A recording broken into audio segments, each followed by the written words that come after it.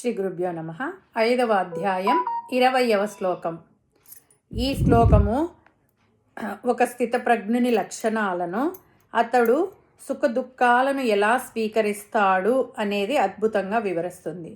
ఓం న ప్రహృష్యేత్ ప్రియం ప్రాప్య నో ద్విజేత్ ప్రాప్య చ అప్రియం స్థిరబుద్ధి అసమ్మూఢో బ్రహ్మవిత్ బ్రహ్మని స్థితః. ముందుగా పదానికి అర్థం తెలుసుకుందాం. నా ప్రహృష్యేత్, సంతోషించకూడదు. ప్రియం ప్రాప్య, ఇష్టమైనది లభించినప్పుడు. నా ఉద్విజేత్, ఉద్విగ్నతకు లోను కాకూడదు. చ మరియు, అప్రియం, ఇష్టం లేనిది, కష్టతరమైనది. స్థిర బుద్ధి, నిశ్చలమైన బుద్ధి కలవాడు. అసమ్మూఢ, మోహం లేనివాడు. బ్రహ్మవిత్, బ్రహ్మమును తెలిసినవాడు. బ్రహ్మని, బ్రహ్మమునందే స్థితః, నిలిచి ఉంటాడు.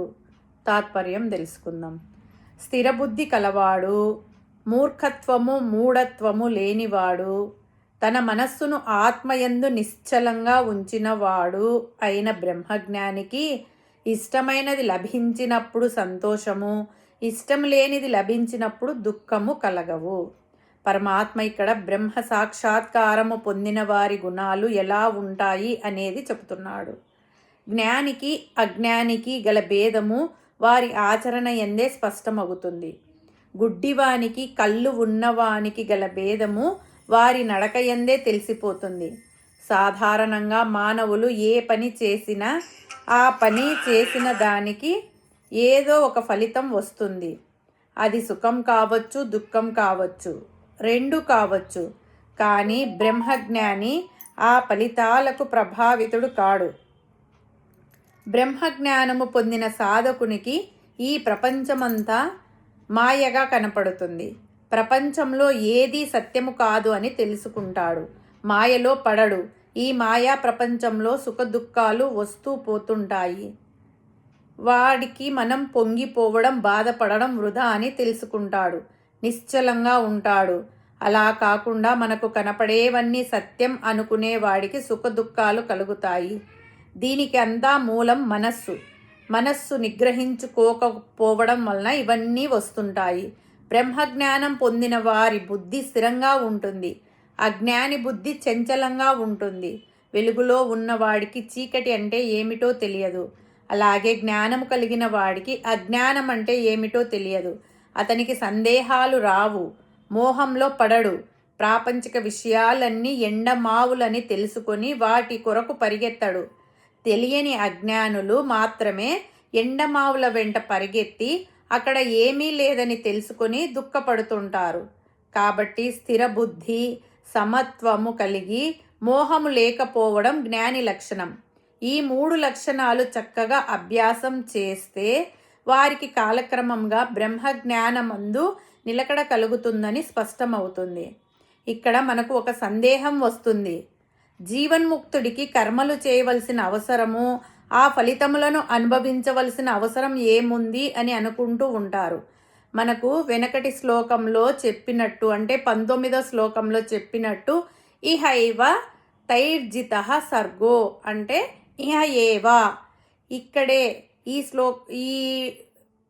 ఈ జన్మలోనే మోక్షం అనేది ఎక్కడో లేదు, ఇక్కడే ఈ జన్మలోనే వస్తుందని తెలుసుకున్నాం కదా.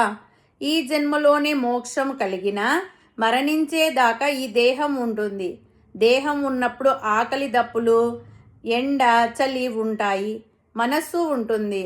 బయట ప్రపంచంలో తిరుగుతూ ఉండాలి. వీటిని ఎవ్వరూ ఆపలేరు. జ్ఞాని కూడా దేశము కాలము వీటి ప్రభావానికి అతీతులు కాడు. కాకపోతే జ్ఞాని వీటి ప్రభావానికి లోను కాడు, అజ్ఞాని వీటి ప్రభావానికి లోనవుతుంటాడు. జ్ఞాని ఏది వచ్చినా ఆనందిస్తాడు, దేనిని పట్టించుకోడు. అజ్ఞాని ప్రతి దానికి స్పందిస్తుంటాడు, భావోద్వేగాలు పొందుతుంటాడు. మూఢత్వము అంటే తాను నమ్మిందే వేదం, ఇతరులు ఏమి చెప్పినా వినకపోవడం, ప్రతి దానిని సందేహించడం, ప్రతి విషయంలో నెగటివ్గా ఉండడం. ఆత్మజ్ఞానంలో ఈ మూఢత్వము మచ్చుకైనా కనపడదు. అతని మనస్సు నిర్మలంగా ఉంటుంది. ఇదంతా ఆత్మజ్ఞానం వలన వస్తుంది. ఆత్మజ్ఞానం కలిగితే ఈ జన్మలోనే ఇక్కడే ముక్తి లభిస్తుంది. నేటి ఆధునిక ప్రపంచంలో ఒత్తిడి, ఆందోళనల నుంచి బయటపడడానికి ఈ శ్లోకం ఒక గొప్ప మందు. జీవితంలో లాభం వచ్చినప్పుడు గాల్లో తేలిపోవడం, నష్టం రాగానే కుంగిపోవడం ఒక బలహీనత. ఈ శ్లోకము మనల్ని ఎమోషనల్ బ్యాలెన్స్తో ఉండమని చెప్తుంది. బాహ్య వస్తువుల మీద ఆధారపడే సంతోషం క్షణికం. మనలో ఉన్న పరమాత్మను గుర్తించినప్పుడు బయట ఉన్న ప్రపంచం మనల్ని ఏమీ చేయలేదు.